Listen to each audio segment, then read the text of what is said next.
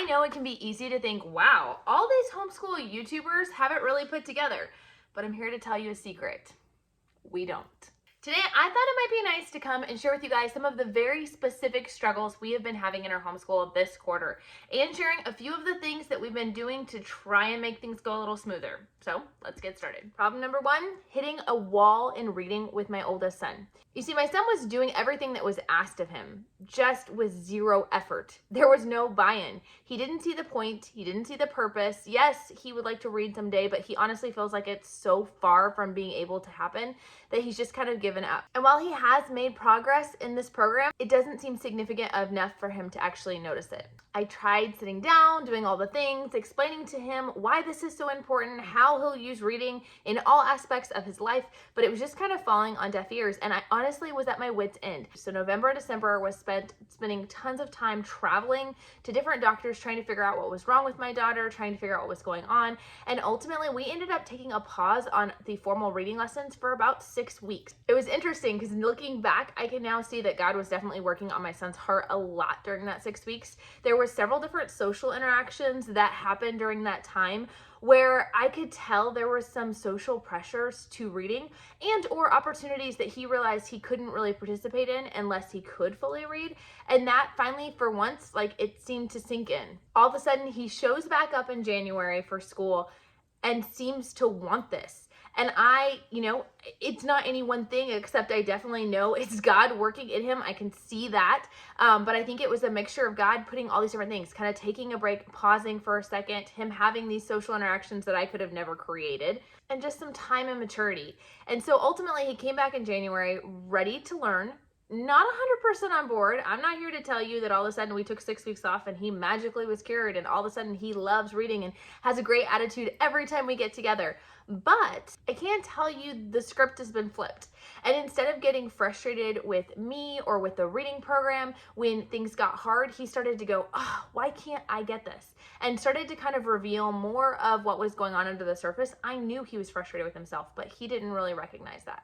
Another thing we kind of did along with this, with all of this, just praying and the waiting and all the things, was we also did introduce a new RPG book for him. He loves reading and playing RPG games, role-playing games, and we were able to find one. A friend gave us one that was at his reading level. It's actually a little above his reading level, but it was attainable.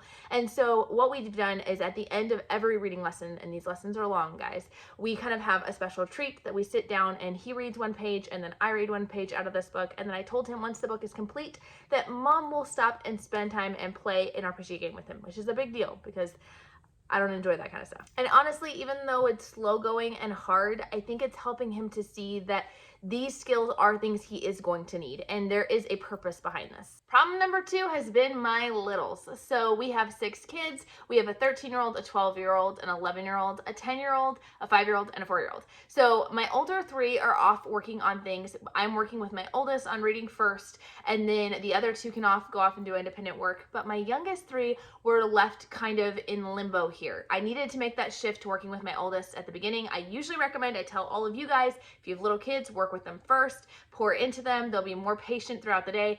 But just due to needing to switch things up for my son, I had to kind of break my own rule and work with him first. And that meant that my 3 youngest are kind of on their own for the first hour of the school day.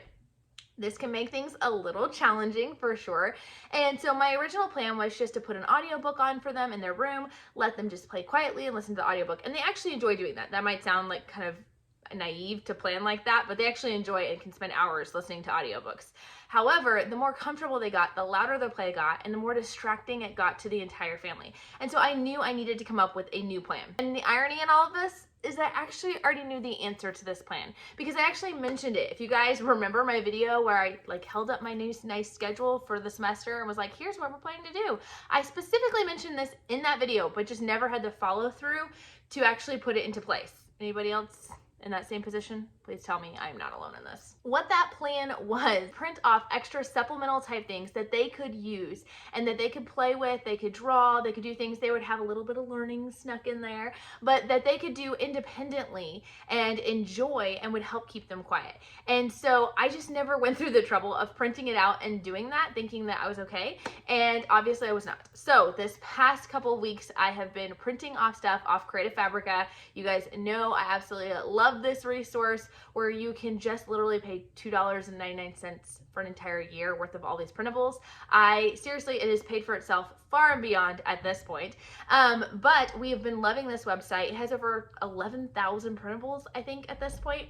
So I printed off some word searches. I printed off some search and find, like with pictures. For my younger ones, it's perfect because it shows pictures. They have to find how many of there are and then write it down in the box, which is great because they're practicing writing their numbers anyways. There are math drill sheets, handwriting sheets, all sorts of fun things. And so instead of, my original plan was like print them and put it in a folder and all this, I just decided to keep things really, really simple. And so now what I'm doing is just on Saturday night, I am just printing off a selection of things off of Creative Fabrica and I put it in their box and then they can just go grab however many sheets they want, but they know mommy's not gonna print any new ones until the weekend. So they kind of, space it out themselves and they've really done so much better with that. Problem number 3, speaking of kids getting distracted or maybe being a little rowdy, one thing we were running into is recently we had a device go down and we just have not had the funds to replace it right now.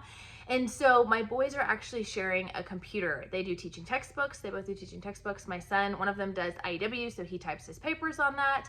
The other one has dyslexia, so he does all of his audiobooks on there. He does his Bible reading, all the things. And so it's been a little bit of a point of contention between them as they feel like they're constantly waiting on the other person.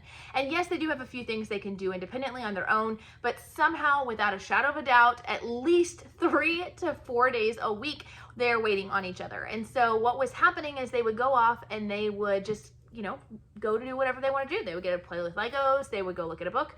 Those are not bad things, but because they were very non-school things and very interest driven, it was very hard to kind of pull them back out of that and get them back into school. And so we are trying something new, brand new this week. Can't speak to how effective it is yet, but one thing I decided to do was just put together a little bucket of activities that they can choose what they want to do. But if they have downtime, their choice is to do something out of that bucket. Especially for my oldest son who has autism, it can be really hard to transition from item to item. So these transition items really have helped, at least this past week. So inside that bucket, we've got another book from Creative Fabrica. They have a brain bender book that is full of logic puzzles. So I just printed that out and bound that for him so he can work on that.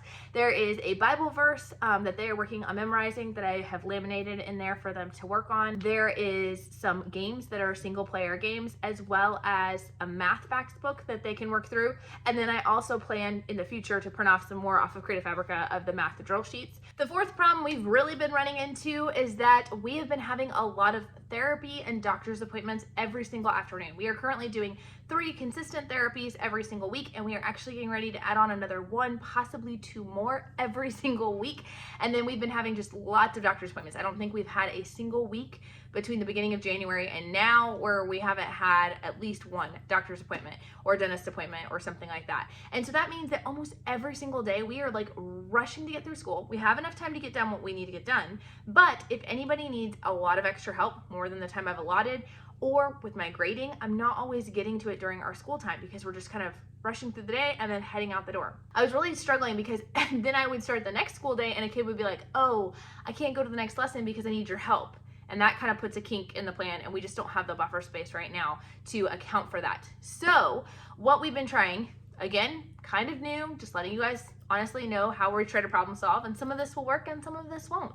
But ultimately what we are trying to do is institute kind of an open office hours during our after dinner cleanup. What our evenings typically look like is we come together as a family, we sit down, we eat, we have dinner and devotions, and then the kids help clean up.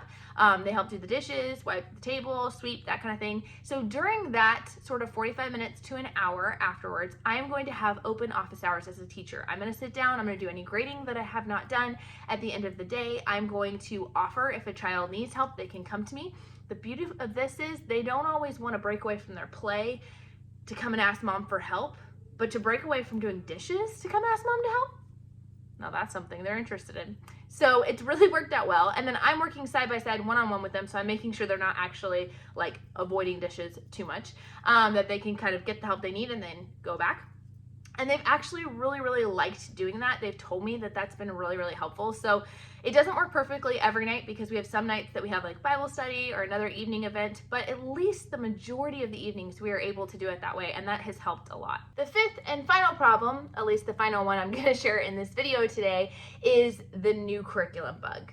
I don't know if any of you guys get like this, but oh my goodness, when it gets to this time of year, my brain is so focused on what are we gonna do next year? And I think it is both the excitement of the new and the different, but I also think, if we're being honest, it's a way of avoiding what we're currently working on. And it's my ADHD, my inner ADHD searching for a dopamine rush. What has happened is, because I am so focused on curriculum for next year, I find myself sneaking my phone into school a little bit more. I have been really good, really disciplined the first part of the year at really putting away my phone, wearing my Apple Watch, so if I need any notifications, I got those, but not having that device on me and not having that be a distraction in school. But if we're being honest, since January, I have not been as good about that. And the phone has kind of come with me, and I'm like, I'm just gonna look up some YouTube videos on this curriculum while have some downtime. And the problem is I don't have downtime. I just shared that. I don't have the buffer time. So anytime I'm doing that, I'm really stealing time away from my kids and from the other things I'm supposed to be doing in my life. So now I'm trying. I have no great solution to this, by the way. Just heads up in case you're looking for this exciting answer. But what I have been doing is been trying to get better about putting my phone back on my base, asking my kids to help keep me accountable. Kids love to do that. They love to be able to be like, hey mom, don't you think you should put your phone down? So definitely enlist the help of your kids if you're in the same position. But setting down my phone, wearing my Apple Watch so I get those notifications, and then honestly using that as a treat at the end of the day. You know, I can look up curriculum reviews and I can look up ideas for new curriculum when I'm sitting in the waiting room waiting for my child's doctor's appointment, or I can do that late at night. And so trying to be like, okay, if you get a really good school day in, then you can look up curriculum. It's not a perfect solution. The bug is seriously real. I don't know if any of you guys can relate. Drop it down in the comments if you can. But those are some of the things we have really been struggling with in our homeschool, and a few of the ways we're trying to troubleshoot it. Let me know down in the comments what you guys have been struggling with. And if you're looking for some habits to help set you up for success, check out this video.